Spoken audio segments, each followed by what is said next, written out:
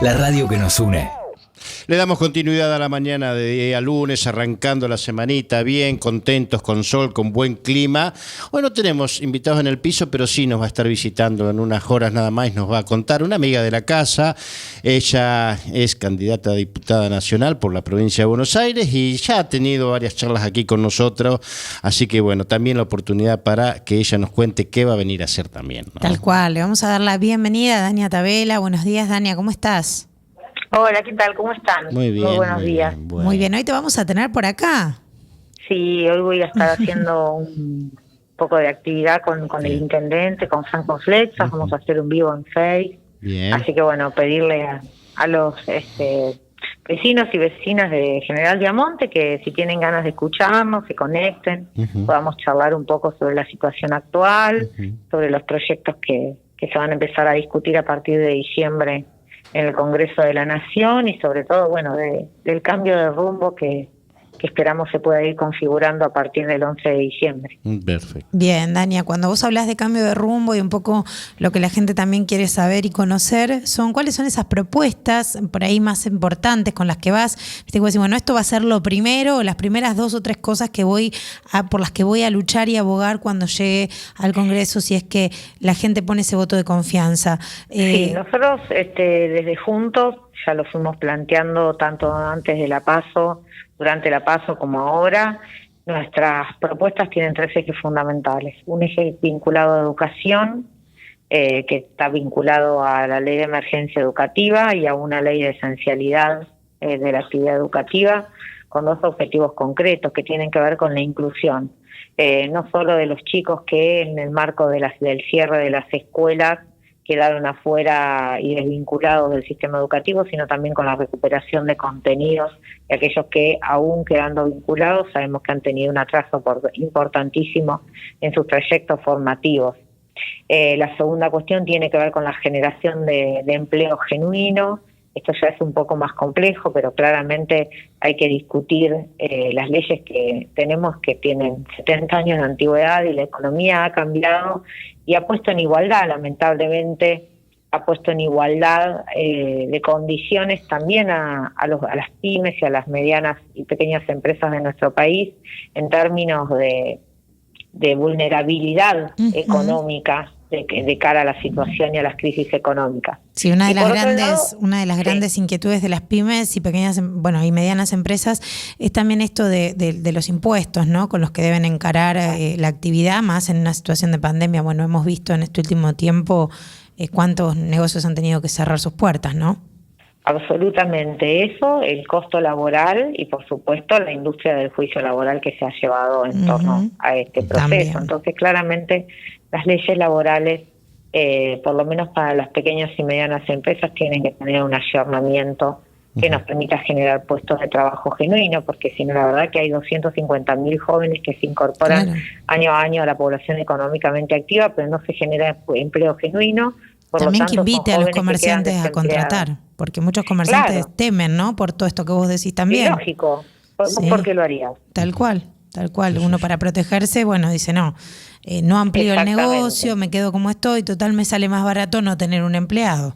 Esa realidad por un lado, y por el otro lado tenés una situación económica realmente muy compleja, digamos, donde la inflación le está ganando el poder adquisitivo permanentemente, donde los precios se disparan permanentemente, y eso también afecta a los costos de la pequeña y mediana industria y del comercio, con lo cual es una cadena. Por lo tanto, hay que, por un lado, discutir esta cuestión de las leyes laborales y, por el otro lado, las reformas tributarias.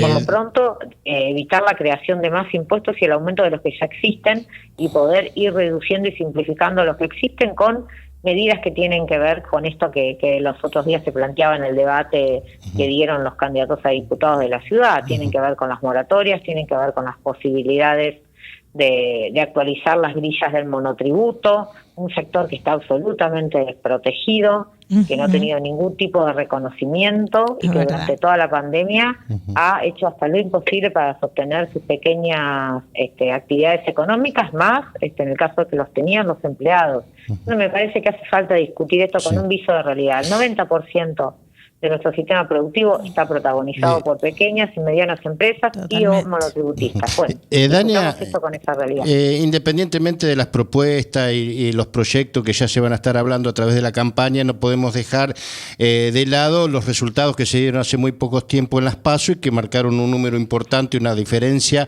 abismal, que me imagino que ya ustedes están haciendo una lectura de lo que la gente ve y lo que la gente dice, y la gente habla en el voto. Si ustedes se piensan o por ahí se quieren relajar y se piensa que van a repetir estos números, por ahí se equivocan, o van a ir a buscar mucho más a aquellos que están indecisos, aquellos que no fueron a votar. ¿Qué lectura hicieron de las PASO que recientemente se desarrollaron? Bueno, primero dos cosas. Efectivamente, nosotros vamos a ir a buscar a todos aquellos que no fueron a votar, aquellos que votaron en blanco o votaron opciones que no pasaron el piso, el umbral para acceder a la elección general. Uh-huh. Por otro lado, nosotros tenemos que consolidar los votos recibidos, porque de ninguna manera hay que caer en la lectura equivocada de pensar que la victoria, si se la puede llamar de esa manera, la ventaja que se expresa en el sondeo, que son las PASO, de alguna manera significan una victoria trasladable a noviembre, producto de virtudes del espacio político que gana, sino realmente hay que entender que la ausencia de un rumbo en el gobierno, la ausencia de ejemplaridad por parte del gobierno, la ausencia de control social y político por parte del gobierno sobre las situaciones que hemos estado viviendo, más una pésima gestión de la pandemia, con una crisis sanitaria y una crisis educativa y económica muy profunda, son los condicionantes de la elección de la gente en ese sondeo de septiembre, que seguramente se repitan en el mes de noviembre, pero que claramente hay que poder no están asegurados en esos términos, claro, de ninguna manera. No hay que dejar de trabajar de aquí a noviembre. Exactamente, exactamente. Y hablabas de 3 ejes, el último no te lo dejamos desarrollar.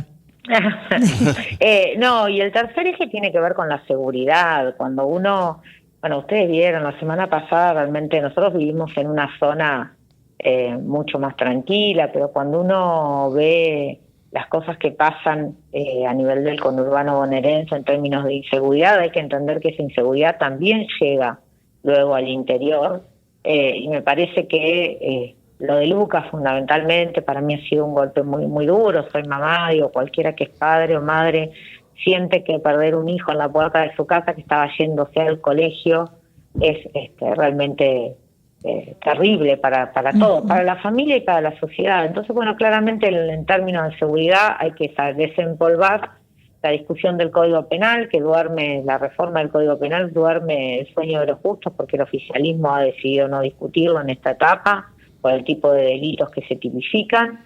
Hay que discutir también el funcionamiento claramente de la justicia y, por supuesto, medidas de coyuntura y urgentes que hay que tomar, que tienen que ver con la policía en la calle, con la capacitación de la policía de cara a la prevención del delito, con la necesidad de poder acomodar un poco, por lo menos en lo coyuntural, esas cuestiones, y después trabajar en profundizar la solución de las desigualdades, y esto tiene mucho que ver con la educación.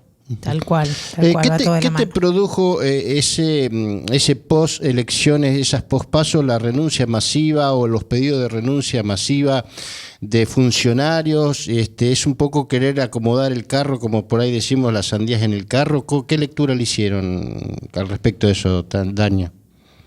No, mira, yo creo que fue el startor de una interna política y por definición yo no opino sobre las internas políticas de otros espacios. Pero realmente creo una falta, en términos del partido gobernante, es una interna política. Y en términos de la Argentina es una falta de seriedad absoluta del gobierno nacional y provincial, las jugadas que se hicieron con esto de las renuncias, más allá de que luego se hayan incorporado funcionarios de probos y de trayectoria, en el caso de algunos en la provincia de Buenos Aires y algunos otros en la nación. También es cierto que ha habido una vuelta al pasado en un montón de funcionarios y de actitudes que realmente que creíamos nos llenan de desandadas. angustia. Sí, Nos llenan de angustia.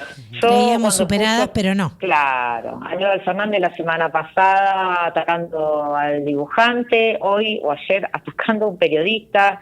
La militancia o parte de un sector militante en el día de ayer caminando sobre las piedras, sobre nuestros 115.000 muertos. Digo, realmente todo es una falta de respeto, todo es un nivel de intolerancia y de violencia increíble, y la verdad que a los argentinos nos llena de angustia.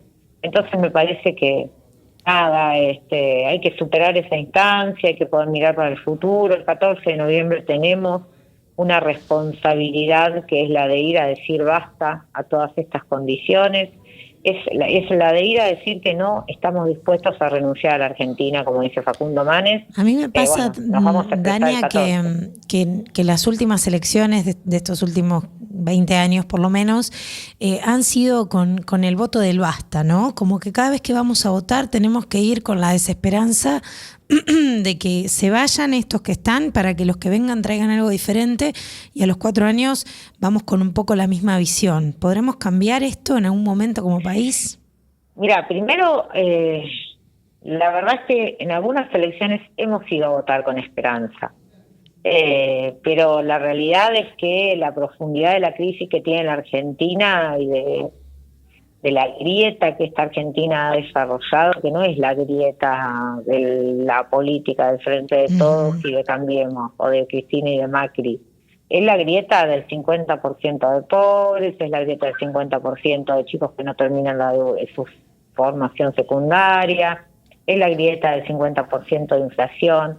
Esa profundidad de la grieta, esa profundidad de la crisis que tenemos, nos lleva a esa situación pendular respecto de los basta, ¿no? Claro. Yo lo comparto con vos, y también más de una vez he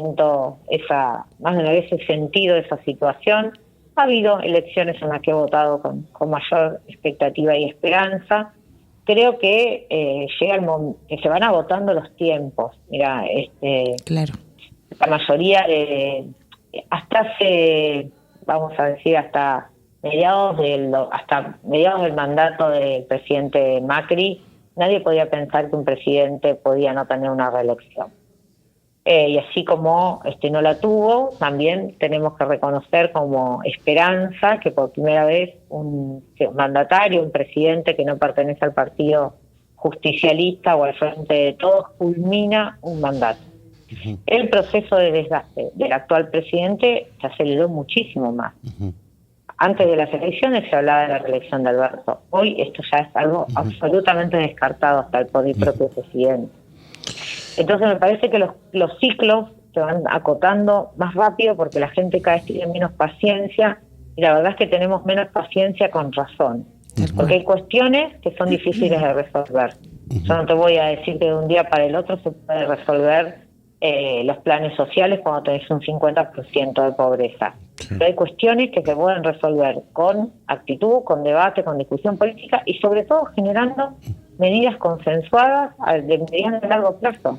La gente no ve horizonte, no lo ves vos, no lo veo yo, no lo ve nadie. Por ahí lo que dice Marina, refiriéndonos a los últimos 20 años, y nosotros sentados aquí sin entender mucho de política, vos a lo mejor tenés una lectura mejor, sos política, habla por ejemplo los últimos años, nos parece como una inestabilidad emocional del argentino. No sé si ustedes lo ven así, porque, a ver, dijeron basta de kirchnerismo y apostaron a Macri. No le gustó lo de Macri y volvieron a este gobierno, y ahora parece que otra vez le están dando la vuelta de rosca como para no están conforme con esto. Es la lectura que hace el argentino. ¿Está agotado, está cansado, está podrido, en una manera de decirlo, del discurso? Por supuesto, está podrido de la situación que vive. Yo tengo 44 años. En 44 años tuve 10 crisis económicas. Claro, sí. ¿Se cortó? Ay, ¿la perdimos? Se cortó. Sí, es realmente, algo que nos pasa generalmente cada vez que vienen estas épocas donde uno empieza a ver y transitan los políticos en los distintos espacios, y uno dice, bueno, otra vez la misma cantaleta, ¿no? Y al final después los cambios y las medidas nunca llegan. Es la esperanza. Sí, ahora sí te tenemos, Dani. Habías quedado en los últimos, tus 44 años, jóvenes, 44 años. Tengo 44 años. Cada 10 años, desde que nací, he tenido una crisis económica que ha cambiado sustancialmente Tu que ha vida. impactado sustancialmente en mi familia, en mi Claro. vida. Claro. Entonces digo, ¿cómo no vamos a estar cansados? ¿Cómo no vamos a estar cansados? ¿Cómo no vamos a estar cansados de que nuestro salario se deprecie mensualmente en el orden del 3, 4, 5%? ¿Cómo no vamos a estar cansados de ver cómo no tenemos posibilidades de progreso? ¿Cómo no vamos a estar cansados si tenemos hijos que están pensando en irse de la Argentina? Totalmente. Digo, esta es la realidad que tenemos los argentinos. Claro que estamos cansados. Lo que pasa es que también es necesario que escuchemos como argentinos. Y hay situaciones que yo creo que tienen mucho que ver con el debate de el gobierno del presidente Macri. Hay situaciones que los argentinos tenemos que escuchar cuando son la realidad. La verdad es que yo creo que una de las cuestiones más de mayor deuda que tuvimos fue no contar en el 2015 con el punto de partida con el que nos encontrábamos y cuáles iban a ser el camino que se iba a elegir para resolver ese punto de partida. Se eligió un camino más gradual, se eligió un camino más estirado en el tiempo, lo que significó que en un momento determinado las dos ecuaciones se juntaron. Lo que no habías podido resolver en el tiempo, más la falta de posibilidad de endeudarte, de generar financiamiento para el nivel del gasto público que existe. Bueno, claramente esto hay que resolverlo. Hay que discutir el gasto de la política, hay que discutir el gasto social, hay que discutir la no inversión en los sectores estratégicos que nos permitan salir adelante, producir más, vender más, ser más competitivos y por lo tanto tener divisas que ayuden a ese financiamiento. Bien. Digamos, realmente es eso. Lo que pasa es que hay que poder decirlo y discutirlo, ¿no? Y decir las cosas como son. Así es. Esto Bueno, no se puede sostener más. perfecto. La realidad es eso. Hoy lo estamos pagando todo con la inflación. Tal No cual. da para más. Bueno. No, y además se ve tu compromiso y tu apuesta, porque vos decís, bueno, estamos cansados, pero sin embargo me embarqué en esta y bueno, y voy con la convicción de que se puede cambiar, así que eso Voy también con es la convicción importante. de que se puede cambiar porque fundamentalmente tengo una hija de 13 años que cuando empezó el secundario en plena pandemia, a mitad de año me dijo, termino el secundario y me voy. Claro. Y ahí te dé vuelta el tablero. Claro, y entonces digo, bueno, algo hay que hacer, algo voy a hacer para Tengo un tratar par de añitos para cambiar esto, dijiste vos. algo voy a hacer para que ella no tome Claro. esa decisión, pero la Totalmente. realidad es que le tenemos que dar una oportunidad a nuestros chicos. Claro que sí. Es el compromiso que tenemos los adultos de generar un futuro posible. Ojalá así sea. Bueno, renovamos la invitación para esta noche, Dania, ¿te parece? Perfecto. Los espero a todos entonces en el vivo de Franco Flexas, en el Face, y estamos en contacto. Así ¿A qué hora va a podemos ser? hablar, conversar. ¿Tenés? A las 6 de la tarde. A las 6, A las 6 de perfecto. la tarde. Bueno, bienvenida entonces aquí a General Viamonte. Te mandamos un abrazo, Un Dania. fuerte abrazo. Nos vemos. Hasta pronto. Dania Tabela, entonces, candidata a diputada nacional por la provincia de Buenos Aires, quien estará esta tarde visitando aquí la ciudad Ajá. con nuestro intendente municipal en un vivo a las 6 de la tarde. Ahí seguro. está, acá en el comité, ¿cómo se le llama? Ahí al local que está ahí en Al comité de juntos, Sí, sí, ahí sí, juntos, sí. ahí. Totalmente. Bueno, vamos a la pausa y ya volvemos. Hora 11. Hora 11. Ahora la radio.